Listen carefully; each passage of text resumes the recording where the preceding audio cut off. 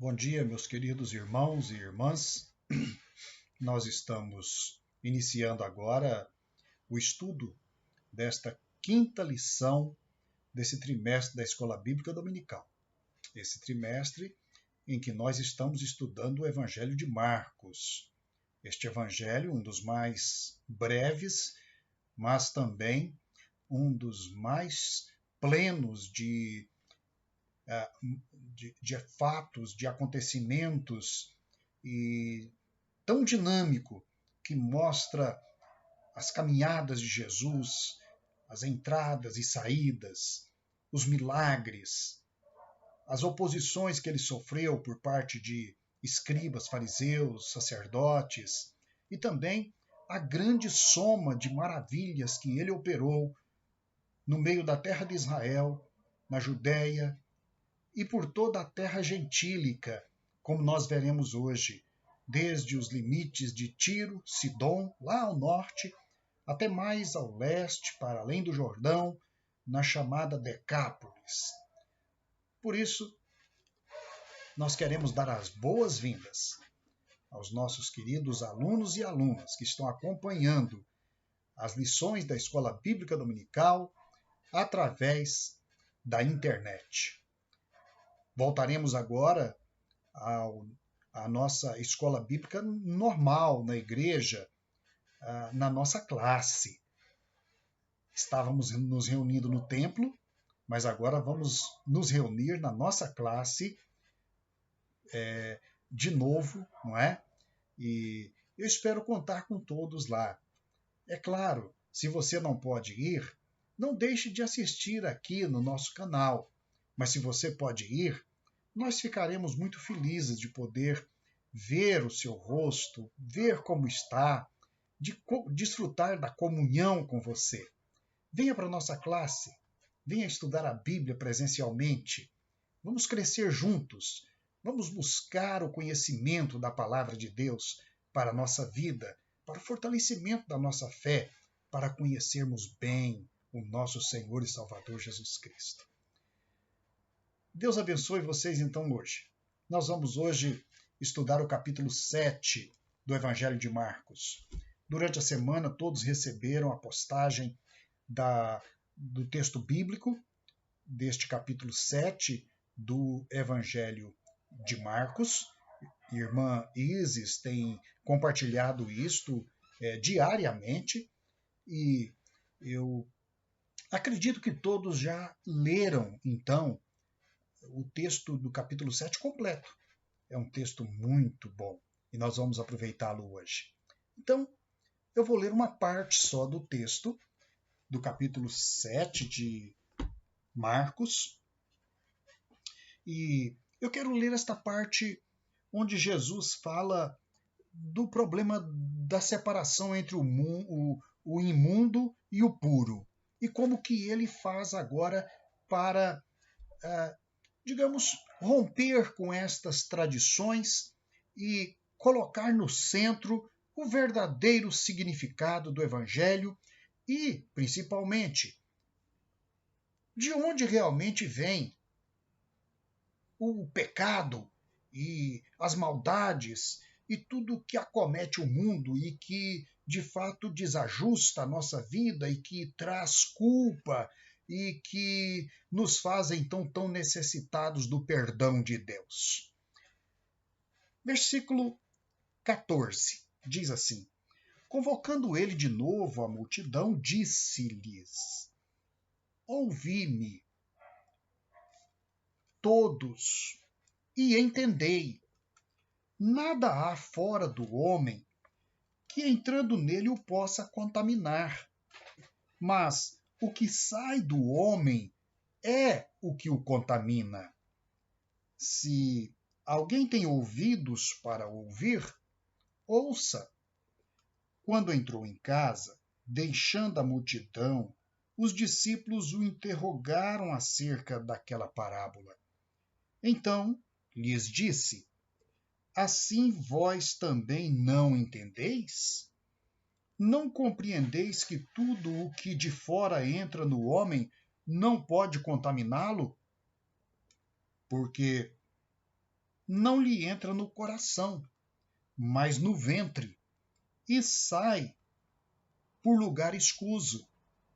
Assim, considerou ele puros todos os alimentos, e dizia: o que sai do homem, isso é o que contamina, porque de dentro do coração dos homens é que procedem os maus desígnios, a prostituição, os furtos, os homicídios, os adultérios, a avareza, as malícias, o dolo, a lascívia, a inveja, a blasfêmia, a soberba, a loucura. Ora, todos estes males vêm de dentro e contaminam o homem. Amém. Oremos. Senhor Deus, obrigado, porque o Senhor nos dá a graça de estarmos diante da Tua palavra nesta hora. Obrigado por esta escola dominical, lugar tão importante, tempo tão precioso que a Tua igreja dedica para o estudo da Tua palavra. Enche nosso coração com a Tua palavra. Ensina-nos, ó Pai, a Tua doutrina. Oramos em nome de Jesus. Amém. Meus queridos irmãos e irmãs, a lição de hoje é uma lição cujo objetivo é mostrar como Jesus ele deixa a terra da Galileia, especialmente aquelas vizinhanças da sua terra natal, e ele então vai numa peregrinação em direção ao norte, uma distância considerável. E ele vai então para além dos limites da terra de Israel e chega até a região de Tiro e Sidom, região, naquela época, de controle da Síria, mas de população basicamente ciro-fenícia ou grega. E ali era considerado terra dos gentios. Depois dali ele vai para a região de Decápolis, que também era considerada terra de gentios. Então nós vamos ver como que Jesus ele muda a direção e vai então para lugares inóspitos, mas que tinham fome e sede de sua presença. E por que ele faz isto? Ele faz isto basicamente por causa da rejeição, porque ele foi rejeitado, combatido, ele foi desprezado na terra de Israel. Muito bem. O título da lição é O Evangelho em Outras Paragens, ou seja, o Evangelho chegando a outros lugares e chegando a terras desconhecidas. Isto porque os lugares por onde Jesus até agora tinha percorrido, especialmente a região de sua terra natal e de Cafarnaum, não lhe trataram bem. A liderança judaica, na pessoa dos fariseus e escribas, o trataram mal, o trataram com ironia, questionavam a sua sabedoria e autoridade e queriam, diante do povo, humilhá-lo, queriam desmoralizá-lo, colocando questões que, imaginavam eles, iriam deixá-lo em dificuldades, ou seja, jogá-lo em contradições, jogá-lo contra a doutrina dos anciãos, jogá-lo contra a lei de Moisés e assim desmoralizá-lo. Mas Jesus, sabendo de todas estas coisas, ele ele começa no capítulo 7 por enfrentar estes homens chamados os fariseus e alguns escribas que tinham vindo de Jerusalém para poder então interpelá-lo e questioná-lo diante das multidões. Pois bem, nós poderíamos chamar este processo, agora que Jesus está vivendo, como sendo o evangelho que rompe as barreiras do cerimonialismo. Porque o problema que os fariseus e escribas colocavam para Jesus era muito prático. Eles observavam Jesus e os discípulos, e eles então perceberam que os discípulos não tinham qualquer tipo de preocupação em fazer aqueles ritos de purificação cerimoniais antes de comer. Então, a acusação grave que eles faziam era esta: ora, mestre, os teus discípulos não respeitam a tradição dos anciãos. Eles comem sem lavar as mãos.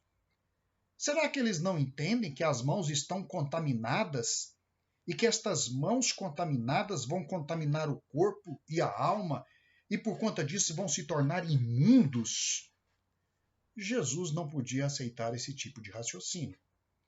Jesus, então, ele entra em combate com os escribas e fariseus. E é um confronto. O confronto entre Jesus e este ataque que os fariseus e escribas faziam aos seus discípulos. E o problema, como sendo o problema do cerimonialismo, é claro, o cerimonialismo estava apoiado numa corrente tradicional dentro da religião judaica que era atribuída, então, aos antigos, aos anciãos, aqueles que primeiro elaboraram a interpretação da lei, codificaram mandamentos práticos para que o povo seguisse. E, seguindo, então, estes mandamentos práticos, esta interpretação que os anciãos faziam da lei, eles estariam puros e eles estariam, então, cerimonialmente aptos tanto para as atividades religiosas quanto para as atividades domésticas. Então, havia um conjunto de ritos. Ritos que tinham como objetivo indicar as práticas impuras. Mas Jesus logo percebeu, e Jesus conhecia muito bem a religião judaica, ele foi criado dentro do judaísmo. Ele foi, desde criança, uma pessoa atenta a tudo que acontecia. Ele, aos 12 anos, discutia com os doutores no templo. Ele conhecia profundamente toda a tradição judaica. Mas, principalmente, Jesus conhecia as Escrituras. E ele percebia como que as tradições elas se distanciavam do espírito da Escritura. Elas não representavam a interpretação correta da palavra inspirada por Deus. Na verdade, estas tradições elas corrompiam a palavra, elas distorciam a palavra, elas colocavam sobre o povo um jugo pesado, um jugo que era resultado da tradição humana. Então, Jesus enfrenta os escribas e os fariseus. Jesus não tinha o que temer, mesmo porque ninguém mais que Jesus podia conhecer o verdadeiro significado das Escrituras e a forma mais correta de praticar as Escrituras. Então Jesus se coloca contra os escribas e fariseus e, ao mesmo tempo, ele se levanta contra essa tradição dos anciãos. Era jugo pesado, era jugo desigual e, acima de tudo, era um jugo que corrompia a doutrina da palavra de Deus. Então, este cerimonialismo, ele é rejeitado por Jesus. Quando eles chegam então e perguntam para Jesus por que os seus discípulos comem sem lavar as mãos, desrespeitam a tradição dos anciãos. Lavar as mãos não era uma questão de higiene. Às vezes a gente pode pensar, bom, mas todos nós temos que lavar as mãos antes das refeições. Sim, por uma questão de higiene. Mas na época dos judeus, não era o problema da higiene que estava, na verdade, em questão. Era o problema da impureza. A água era considerada a fonte de purificação para as impurezas que contaminavam o corpo. Então era preciso lavar as mãos. Mas não era só isso. O texto diz que eles chegavam a propor lavar tudo o que tivesse pela frente, até as paredes das casas, o ambiente doméstico. Então era uma obsessão que não tinha, de fato, relação simplesmente com a higiene. Tinha relação com a tradição dos anciãos. E aqui Jesus, então, ele vai enfrentar estes escribas e fariseus e ele diz: bem profetizou Isaías a respeito de vós, hipócritas, como está escrito: este povo honra-me com os lábios, mas o seu coração está longe de mim, e em vão me adoram, ensinando doutrinas que são preceitos de homem. Então, este é o ponto. Quando a religião substitui a palavra de Deus pelas interpretações humanas e pelas doutrinas de homens, que quando você vai, então, colocar lado a lado aquilo que é a codificação da doutrina dos homens com a original palavra de Deus, você percebe que elas não coincidem, que esta doutrina de homens, ela transgride, ela não condiz com a clareza, a pureza, a simplicidade da palavra de Deus. Nesse sentido, Jesus está dizendo que a tradição dos anciãos chegava a ser desumana. Ela não podia ser tolerada. Agora, para os judeus, a tradição dos anciãos era equivalente à lei de Moisés. A autoridade da interpretação da lei de Moisés estava nas mãos da tradição dos anciãos. Se você dissesse alguma coisa contra aquela tradição, na verdade eles entendiam que você estava blasfemando contra Moisés e contra o profeta de Deus. E também, então, agora, eles entendiam isso como sendo uma blasfêmia contra o próprio Deus. Então veja a gravidade daquilo que eles estavam acusando Jesus e os discípulos.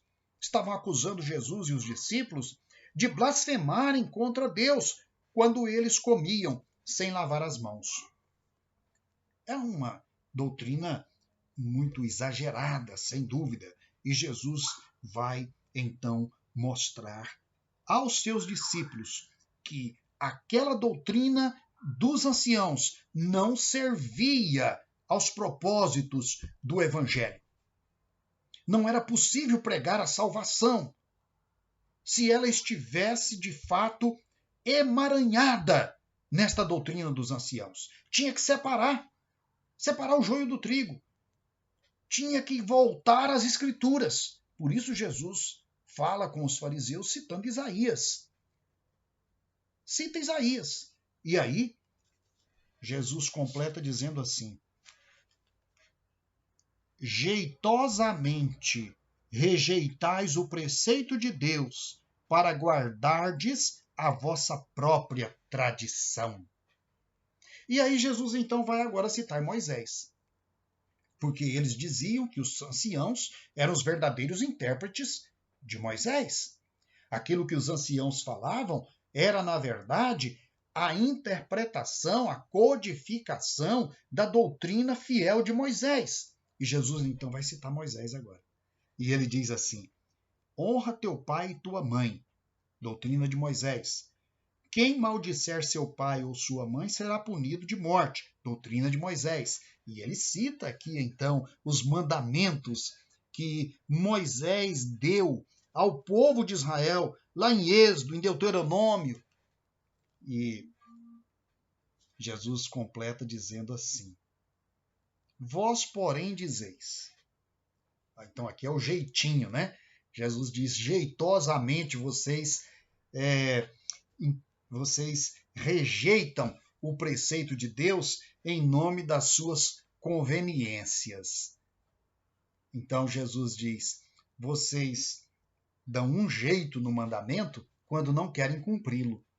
Então ele diz: se você tem pai e mãe, mas não quer honrar o mandamento de cuidar deles, de honrar eles, então você diz: olha, tudo que poderiam aproveitar de mim, na verdade eu estou dedicando a Deus, é corban. Ou seja, eu não vou dedicar atenção aos meus pais, porque eu vou dedicar essa atenção e meus bens a quem é maior que meus pais, a Deus. É um jeitinho de fugir do compromisso material, humano, de cuidar dos pais. Em nome de Deus se rejeita o mandamento de honrar os pais. Olha como é astuto o ensino dos anciãos. Astúcia para poder livrar o indivíduo de gastar os seus bens com os pais. Ele diz que vai entregar a Deus. Ele diz. Se é o caso de um sacerdote, por exemplo, ele diz que vai entregar a Deus. Ora, mas o sacerdote dispõe de tudo que há no templo, então ele acaba usufruindo para si daquilo que ele deveria ter consagrado aos seus pais. Então, é uma forma hermenêutica capciosa. Olha, Jesus tinha toda a razão. Esses judeus, escribas e fariseus, doutores da lei, eles, na verdade, eram doutores em dar um jeitinho nas coisas, para driblar a lei. Pois bem, então agora, Jesus desmascara aquelas justificativas dos fariseus, mostrando que eles estavam negando a lei e a vontade de Deus em nome de seus interesses particulares. Então a tradição anulava o preceito. A tradição interpretava a lei a benefício próprio, para não se submeter ao mandamento de Deus. O verdadeiro ensino de Jesus também vai contrariar os escribas e fariseus na questão das impurezas. Esta foi a acusação que eles fizeram. O Senhor e os seus discípulos não seguem a tradição, estão em desrespeito com a lei de Moisés, estão blasfemando contra Deus. E Jesus então vai agora explicar o que é pecado. Jesus vai dizer: olha, o pecado e a impureza não está naquilo que o homem come. Aqui ele usa uma linguagem dizendo o que contamina não é o que entra pela boca, ou seja, aquilo que o homem come, mas o que sai de dentro do homem, ou seja, aquilo que o coração está, de fato, pensando, projetando, imaginando. Então Jesus diz: é daí que vem o pecado. Então, comer sem lavar as mãos não prejudica ninguém. É como se Jesus estivesse dizendo: olha, Deus não está interessado nessas coisas. Isto não ofende a Deus. E Deus sabe que não é isso que contamina o homem. Deus sabe de onde vem o pecado. Vem do coração do homem. E então, agora Jesus vai falar a respeito dessa questão dos alimentos. Porque havia uma verdadeira obsessão entre os judeus para separar aquilo que era o alimento puro do alimento impuro, animais puros, animais impuros, jeito puro, jeito impuro, práticas puras, práticas impuras, ou seja, tudo deles era exterior. Eles não paravam, de fato, para falar da verdadeira origem dos males humanos. Então, Jesus vai tocar nesta ferida. Jesus vai dizer assim: vocês querem realmente saber o que é o puro e o impuro? Pois eu vou então dizer a vocês. Não há alimento que seja capaz de contaminar o homem com pecado. O pecado não vem de alimento. O pecado não vem dos animais que o homem consome. O pecado é algo originário do coração humano, dos seus desejos, dos seus projetos, das suas ambições. Então Jesus eliminou este grande problema que era identificar se alguma coisa que eu devia comer ou beber, ou alguma cerimônia que eu deveria praticar, se aquilo ou aquilo outro era de fato o que me tornava culpado diante de Deus. Jesus diz: não. Alimentos, higiene, isso não torna o homem culpável diante de Deus. Porque não é isso que, na verdade, corrompe a alma humana. Então Jesus vai dizer: o que sai é que, na verdade, contamina. Versículo 20 dizia: o que sai do homem, isso é o que o contamina. Porque de dentro do coração dos homens, e aqui ele usa o plural, homens, sejam machos ou fêmeas, homens, mulheres, crianças, adolescentes, jovens, idosos, da mais alta sociedade ou da mais extrema pobreza, aquele que é o mais intelectual da terra até aquele que é o menos alfabetizado, ou seja, dos homens e do coração é que brota, é que surgem os pecados que contaminam a alma e que estragam a natureza humana e que separam o homem de Deus e que transgride a lei. Então Jesus está dizendo o seguinte: a lei vem para regulamentar aquilo que é a prática do coração do homem. A lei vem para regulamentar e para declarar e para esclarecer aquilo que é a natureza humana. E aí então ele diz: porque de dentro do coração dos homens é que procedem os maus desígnios, ou seja, os planos maus, as decisões más, a prostituição, os furtos. Veja a corrupção, como é grande no Brasil. São os furtos que as autoridades, os políticos, os empresários praticam. Eles não roubam, eles furtam. É a corrupção. Os homicídios. Quanto homicídio no Brasil. Quanta violência. Os adultérios, a avareza. A avareza é o motor das riquezas injustas. As malícias, o dolo, a lascívia, a inveja, a blasfêmia, a soberba, a loucura. Olha que relação extensa.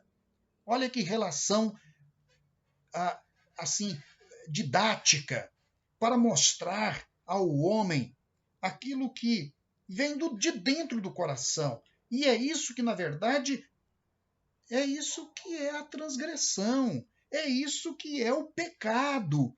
É isso que é, de fato, da onde vem a culpa. Isto aqui é que precisa, na verdade, da expiação de Jesus Cristo. É por conta de tudo isto aqui que Jesus morreu na cruz do Calvário por nós. Então, diz: ora, todos esses males, diz Jesus, versículo 23 do capítulo 7, vêm de dentro. e contaminam o homem. Ou seja, o pecado não é alguma coisa que vem do outro mundo ou alguma coisa que vem da natureza. O pecado é alguma coisa que vem do coração do homem, vem do seu livre arbítrio, vem da sua ambição, vem da sua própria vontade. Pois bem, então Jesus coloca isto às claras. Que coisa impressionante! Como Jesus, ele tira o véu e ele coloca as coisas bem claras diante da gente. Esta é a realidade. Esta é a verdade. É com isso que devemos nos preocupar. É por conta disso que Deus está triste conosco. É por causa disto que o Filho de Deus vai ser crucificado. É por conta disto que o mundo vive na miséria do pecado e na escravidão de Satanás. Então, os pecados são produzidos pelo homem e não pela natureza criada ou daquilo que a natureza nos oferece para a nossa alimentação. E é interessante porque o Evangelho de Marcos declara: assim Jesus considerou puros todos os alimentos. Todos os alimentos. Que coisa impressionante, não é? Como que de uma vez só Jesus põe um fim em todo aquele debate, toda aquela confusão em torno de puro e impuro do Antigo Testamento. Ele não estava contrariando o que antes havia dito. Ele só está dizendo que, olha, isto aqui é de outra dimensão. Isto aqui, o puro e o impuro, não é da dimensão do pecado. A dimensão do pecado é aquilo que brota do coração do homem. O pecado não brota da natureza que Deus criou. Deus criou tudo muito bom. As coisas funcionam muito bem na natureza. As coisas são puras na natureza. Tanto é que os sacrifícios do Antigo Testamento, eles eram realizados com um animal que vem da natureza. E por que do animal? Porque ele é puro. Ele é puro.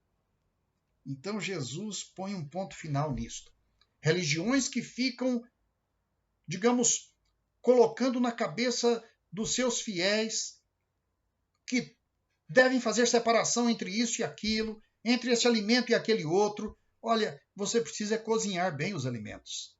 É cuidar da higiene para que o alimento não seja contaminado de bactérias, de outras coisas que podem prejudicar a sua saúde.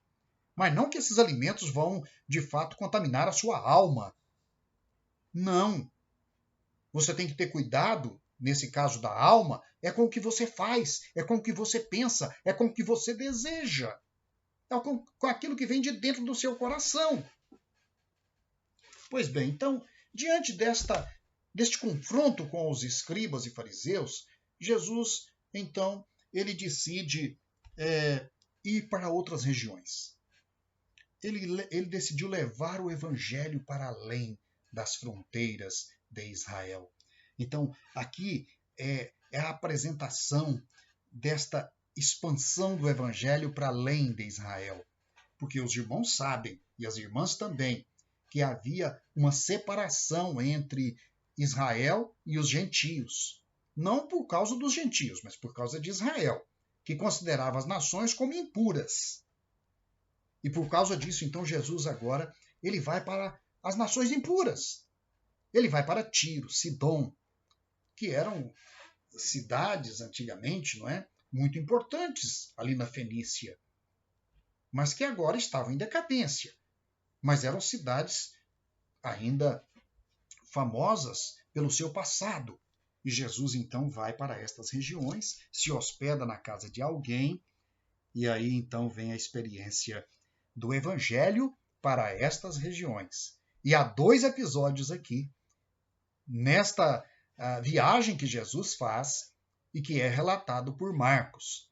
O primeiro episódio, lá na própria região de Tiro, Sidom, onde uma mulher fenícia, mas de origem grega, vai buscar Jesus. Ela ouve falar que Jesus está na cidade e ouve que ele é um grande profeta. E ele faz maravilhas. Ele faz curas. E ela vai ao encontro de Jesus. Entra casa adentro. Jesus está à mesa com os seus discípulos e a família. E ela então se aproxima de Jesus e quer então falar com Jesus. E diz aqui o texto que não puderam ocultar aquela mulher, porque as pessoas sabiam da situação dela, sabiam que ela tinha uma filha que era problemática, sabiam que ela tinha uma filha que sofria, era uma filha que estava oprimida, possuída. E então ela chega e prostra-se aos pés de Jesus. Prostra-se aos pés de Jesus. E então Jesus volta-se para ela e diz: deixa primeiro que se fartem os filhos, porque não é bom tomar o pão dos filhos e lançá-lo aos cachorrinhos. Ela, porém, lhe respondeu: sim, Senhor, mas os cachorrinhos, debaixo da mesa, comem das migalhas das crianças. Mas que resposta sábia! Jesus diz: olha, em nenhum lugar de Israel eu ouvi uma resposta tão brilhante. Então lhe disse: por causa desta palavra, pode ir, pode ir. O demônio já saiu de sua filha. Então, ela se levantou, voltou para casa. Chegando lá, a menina estava deitada e descansando. Creu em Jesus. Manifestou a sua fé em Jesus. Buscou a cura de sua filha. Buscou aquele que podia libertar a sua filha. Ela creu em Jesus e ela não se ofendeu com Jesus. Não questionou Jesus de forma malcriada, né? Ela foi humilde. Ela disse: Senhor, eu quero me alimentar das migalhas que caem das mãos das crianças. Eu quero me alimentar das sobras. Mas eu preciso que o Senhor olhe para mim. Eu preciso que o Senhor tenha misericórdia da minha filha. Eu preciso que o Senhor deixe que eu me alimente das migalhas que caem da mesa. Que fé maravilhosa! E ela foi atendida por Jesus. O outro episódio é quando Jesus então deixa a Ciro-Fenícia e vai para a região além do Jordão, para a chamada região de Decápolis, do outro lado do mar da Galileia. Então ele desce do norte, cruzando o Jordão para outra margem, e desce para a região de Decápolis, onde ele tinha já aquele episódio, né, de Jesus encontrando aquele homem nos sepulcros, e que ele então expulsa dele aquela legião. Então Jesus conhecia aquela região de Decápolis. E diz então que ele, chegando àquela terra, as pessoas o procuraram, lhe trouxeram um surdo e gago e lhe suplicaram que lhe impusesse as mãos. Veio um pedido então do coração daquelas pessoas, talvez do coração de familiares daquele jovem, condoídos com a situação dele. Veja que um surdo que tenta falar e ele gagueja e não consegue pronunciar as palavras, ele se torna motivo de zombaria. De zombaria. Aquele homem sofria a discriminação social. Quanto bullying, não é? Bullying pesado. Porque ele não ouvia bem e não falava. Era gago. Tentava pronunciar palavras. Ele tinha desejo de falar, mas não conseguia. Então, Jesus cura aquele homem de uma forma maravilhosa. Veja, Jesus separa ele da multidão, chama ele a um lugar à parte, só ele e Jesus. E então Jesus põe a mão nos seus ouvidos, molha os dedos na saliva e põe na língua dele e clama Éfata, ou seja, abre-te. E acontece o milagre. Aquele homem, então, ele sai da presença de Jesus e ele vai em direção aos que o trouxeram e em direção à multidão, falando perfeitamente. Jesus dá a ele a graça de ouvir e de falar perfeitamente. E as pessoas ficaram maravilhadas. E a conclusão delas é aqui no versículo 37. Maravilhavam-se sobremaneira, dizendo: tudo ele faz esplendidamente bem. Isso é sobre Jesus. A multidão testemunhando sobre Jesus. Então ali Jesus era amado. Aquelas pessoas reconheciam a graça, o poder que emanavam do Senhor Jesus Cristo. Não somente fez ouvir os surdos, como também os mudos falam. É o poder da palavra do Senhor Jesus Cristo sobre a vida daqueles que necessitam da sua graça. Deus abençoe então as nossas vidas, meus queridos irmãos e irmãs. Vamos ficar com este texto em nossos corações, vamos meditar sobre isso que aconteceu aqui, repensar estas lições e vamos também, como fez aquela mulher, Ciro, aquela mulher de Tiro e Sidom, Ciro Efraimita, ou Ciro Fenícia. Vamos, melhor dizendo, não é Efraimita, é Sírio Fenícia. Vamos fazer como ela. Vamos nos colocar aos pés de Jesus e vamos dizer: Senhor, ainda que sejam as migalhas celestiais, alimenta minha alma. Recebe em tuas mãos, aos teus pés, os meus problemas, as minhas lutas, as minhas necessidades e cura as minhas enfermidades. Sara a minha casa, ajuda os meus filhos, toma em tuas mãos a minha vida. E assim, Jesus vai olhar e vai reconhecer as nossas necessidades, vai reconhecer a nossa fé e vai nos abençoar. Um bom domingo para todos e eu espero vocês na classe da Escola Bíblica Dominical presencialmente, se for possível. Um grande abraço e Deus abençoe cada aluno da Escola Bíblica Dominical.